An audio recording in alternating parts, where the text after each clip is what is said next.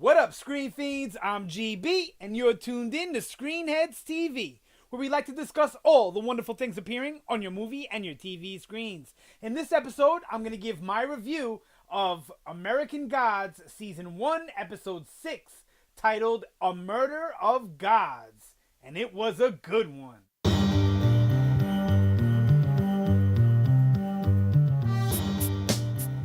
Alright, so American Gods Season 1, Episode 6, A Murder of Gods. Oh, I can't describe to you how much I like this episode. Now remember, if you watched my previous reviews, Episode 3, Episode 4, weren't as good as 1 and 2 to me. And then Episode 5, in my opinion, was picking things up and getting a little bit more interesting and a little better. I really liked number 5. And then, boom, they hit us with number 6, and again, they're just doing a good job. Now, before I get into my review about this episode, let me just say that American Gods is a type of show that's riding this really strange line of, if it's handled wrong, this could be a total disaster and one of the worst shows ever and very network NBC like bad. But the flip side of that is, if handled correctly, it's cutting edge, and it's amazingly done, and it works and fits so well. This episode was a perfect example of that. I'll get to that in a second. Now, let's go through the synopsis real quick. On the run after the new gods show of force, Shadow and Mr. Wednesday seek safe haven with one of Mr. Wednesday's oldest friends, Vulcan, god of the fire and forge. I want to talk about that first because it's fresh in my mind. To me, it was the best part of the episode, even though I really enjoyed the road trip with Laura, Mad Sweeney, and Cherie? What's his name again? Salim. There you go. All right. So let's just talk about the meat of it first. Let's talk about the good stuff first. All right. So now we get to meet another god that, let me talk about the opening scene. We got Mexican Jesus. Now, if you remember, I don't think it was last episode. It was a couple episodes ago. Shadow and Mr. Wednesday are talking about, like, Jesus and how there's so many of them. And Wednesday says, there's so many of them because there's a need for so many of them. So we get to see one of those Jesuses in this episode. Now, I don't totally 100% get what they were going with this one. I usually understand there's somewhere in America things, but I don't really get it. I get, the immigrants trying to cross the border for a better life and the whole swimming thing, and Jesus pulls them out of the water. And when that happens, when the hand reaches in, I go, is this going to be Mexican Jesus? And then you see his feet walking on the water, and I'm like, it is! It's Mexican Jesus! So, I get that. And I get the irony of the guys, the Americans, the border patrol, whatever they are, shooting the immigrants down, all being Jesus people too. I get the irony of it, but I don't know. I don't see how there wasn't like another Jesus involved, or how they were able to kill Jesus. If people worship him, he should be strong. I don't know. I just didn't really get that whole thing. I do get the symbolism, but I don't really get the scene and how it played out. Even though I enjoyed it. It isn't my favorite of the Somewhere in Americas, but it was good nevertheless. All right, sorry. Now let's get to the meat of the episode.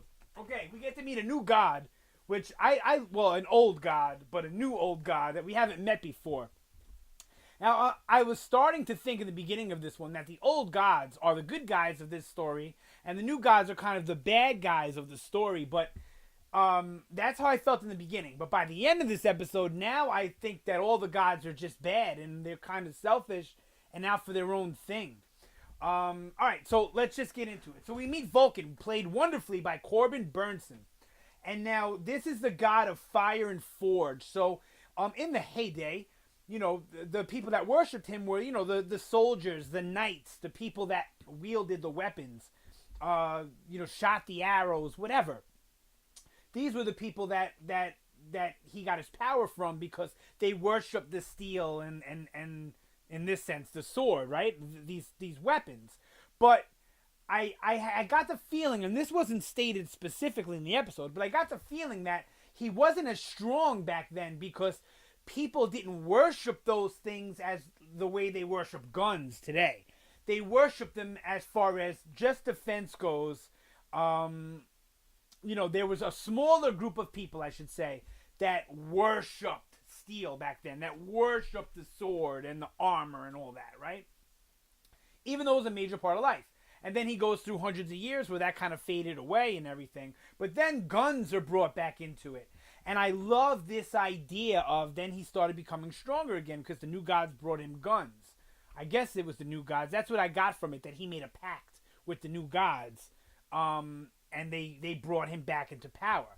Now, as he's explaining how gods attain their power, if you really pay attention to Corbin Burnsen's his monologue when he's like sitting there playing with the gun, talking to Wednesday and Shadow, you really get a sense of how the mythology of the gods works. So yes, they obtain power from worship, but they obtain more power from blood sacrifice. So think of Bilquis, who we haven't seen in a while. You know, the African American lady that's like a woman of the night and devours people in an interesting way.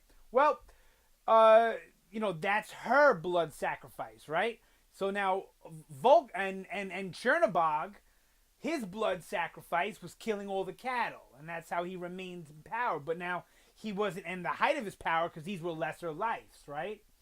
And I think the same thing with Bilquis is the way she has to resort to doing it, kind of by trickery, makes her not as strong as someone like Vulcan, who now people worship their guns, and he says it. Someone goes in and kills up a school. Now those people who did the shooting worship him, and then everyone else in the world worships him because they're all clutching their guns out of fear for someone coming in and shooting their family. So it's a cycle, and that's how he says he franchised it out, because it's a cycle. It's the crazies that are shooting up everybody with guns, giving them blood sacrifices, allow the masses to worship their guns, which also gives him power every time they shoot it, and they get that feeling. I got chills from that monologue. I loved it so much. So good. Such a great character. So we get all of that. We get wonderful stuff by Wednesday. That whole creepy town, which is what I was talking about earlier, could have came across as like very cheesy, networky, and corny. But in this show, the way it's handled, with the acting, with the writing, with the cinematography, absolutely amazing. Love it, love it, love it. And I talked about a little bit on my predictions about the title, A Murder of Gods, and how Odin deals with crows, and a murder of crows means a group of gods. And I still think this applies, because basically what the point of Wednesday going to see Vulcan, just like when he goes to see all the other gods, is to recruit him to come and join the gathering so they can try and wage war against the new gods. But Vulcan doesn't want to do that because he made a deal with the new gods so that he can franchise out his power and his worship and become ever strong. I loved it. And I don't understand why he forged the sword if he knew that Wednesday was just going to use it against the new gods. Maybe because Wednesday's an old friend. I don't really know. But then the biggest shocker of the episode, of the season, I didn't expect this to happen. Wednesday picks up the sword, slices his throat, kicks him in there, and turns him into the bullets. Which I don't know if they're going to come back to this. I'd love if they did. But I wonder if those bullets are like extra strong or extra powerful now. They got God blood in them or whatever, right? That was awesome. And it showed Wednesday in a new light. He's always been mysterious. You never knew to trust him. You never really know entirely what he's about. He always looks like he's up to no good. But this is the first time he was scary bad, like scary evil. Like, you're looking at his face when he cuts down Vulcan, and it's like, wow, this dude is a scary guy. So, and I had the same reaction as Shadow. If you watch the episode, in the background, after Wednesday slices Vulcan down, you see Shadow like this. And I caught myself at that very moment like this. And I see Shadow, and I'm like, oh shit, he's making the same face as I am. Loved it. So that whole thing was great. He's got some sort of god-killing sword. It's like Wonder Woman. Who knows what's going to happen now. But really exciting stuff. There's so much to talk about with that. I don't want to waste my whole video on just talking about Vulcan and Wednesday and Shadow, but fantastically done all around by those guys. Now I just want to talk about Mad Sweeney, Salim, and Laura. Love road trip stuff. That's why I'm so excited for Preacher. Not only because season 1 was good, but season 2 is like a road trip deal. So I love the road trip aspect, and I love Laura's attitude versus Mad Sweeney's attitude versus like the peaceful humbleness of Salim. They all fit so well together. It's like Laura is just like tough as nails, takes no shit, and Mad Sweeney is just like vulgar and obscene, and then Salim is this calming voice, right, in the car. This one made me even more confused about the whole Jinn situation, but knowing now that Salim might actually become a bigger player in this story makes me appreciate that episode more. Episode, I think it was 3, but I didn't really care for it that much. And part of it was it just, I didn't understand it and it felt out of place. But now that I see that one of those characters, or even both of those characters in that scene, may become bigger players, so that was refreshing. So I love that whole road trip thing. That's great. And Mad Sweeney's obviously just trying to get Laura to give him the coin, and he's just hanging around like those flies on Laura's face, trying to get her to either give him the coin or waiting for her to die, so he can just take it from her, pick it from her bones, like he said. Now I don't know where they're going with Salim, but like I said, I like how they put all of those characters together. I'm a little confused about it, but just Salim's part, but intrigued nonetheless. And I love how Mad Sweeney keeps reminding not only Laura, but us as the fan base, that she's a rotting corpse. So she stinks. Her body is dry. So when she kissed Shadow, and they don't make a big point of it in that episode, but when she kissed Shadow, think about what it was like. It was stunk, and it was dry and cold and lifeless feeling.